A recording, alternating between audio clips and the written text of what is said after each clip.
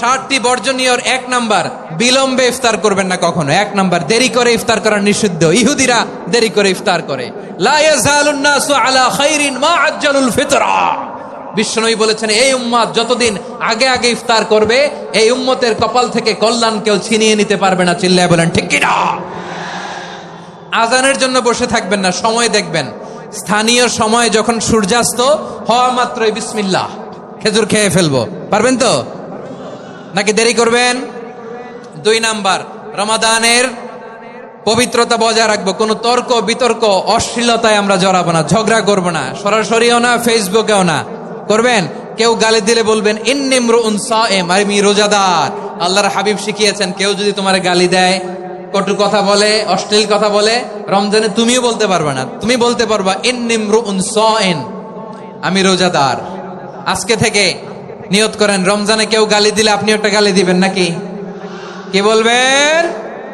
রোজাদার, রমজানের পবিত্রতা আমি ভঙ্গ করতে পারবো না। অশ্লীল নাটক সিনেমা আমরা দেখবো না। যে রমজানে মিথ্যা কথা, মিথ্যা কাজ, মিথ্যা সাক্ষী ছাড়তে পারে নাই, তার না খেয়ে থাকা, উপবাস থাকা দিয়ে আল্লাহর কিছু যায় আসে না। এজন্য মিথ্যার সাথে আমাদের কোনো সম্পর্ক আছে? মিথ্যা বলবো না। 4 নাম্বার, অপচয় করব না।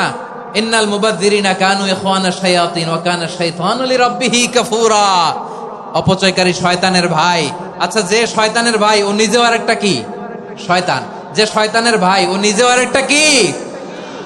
অপচয় করবো না। ইফতারি করতে যে আমরা অনেকে অপচয় করি, এগুলো করবেন আপনারা না। অপচয় অপব্যয় করবো না। 5 নাম্বারে, রিয়া, লোক দেখানো ইবাদত আমরা করবো না। লোক দেখানোর জন্য নামাজ, রোজা, জিকির, তেলাওয়াত, দান, সদকা এগুলো করলে আল্লাহর দরবারে এগুলো কবুল হবে।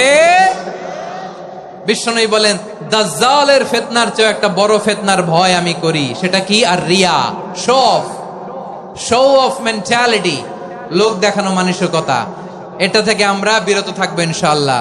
6 নাম্বার, অনেক গুরুত্বপূর্ণ। ব্যবসায়ী ভাইয়েরা, ব্যবসা করেন কারা কারা? হাত তুলে দেখান তো আমারে।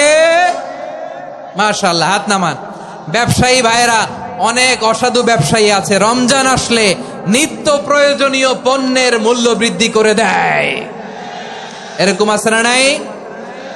এগুলো করবেন না। মজুদদারি করবেন না। পণ্যের কৃত্রিম সংকট বাজারে করবেন না। আপনি লাখ টাকা কামায়া ভাবছেন যে রোজাদারদের কষ্ট দিয়ে ধনী হবেন। এমন রোগ আল্লাহ আপনারে দিবে, কোটি টাকা দিয়েও আপনি হাসপাতালের বিল পরিশোধ করার ক্ষমতা আপনার হবে না। খবরদার। আর শেষ বয়সে দেখবেন কি কষ্ট আপনার হয়। আপনি রোজাদারদের কষ্ট দিচ্ছেন, আল্লাহ আপনার সুখে রাখবে? আল্লাহর দোহাই লাগে, আমার ব্যবসায়ী ভাইয়েরা এটা করবেন না। আরব বিশ্বে আমরা দেখেছি, আরব বিশ্বের ব্যবসায়ীরা সারা বছরে ব্যবসা করে, রমজানে ভর্তুকি দেয়। আর আমার দেশের কিছু অসাধু ব্যবসায়ী রমজানে গলাকাটা ব্যবসা করে আর সারা বছর সেইটার উপর দিয়ে চলে। চিল্লায় বলেন ঠিক কিনা? করবেন না, এটা করবেন না।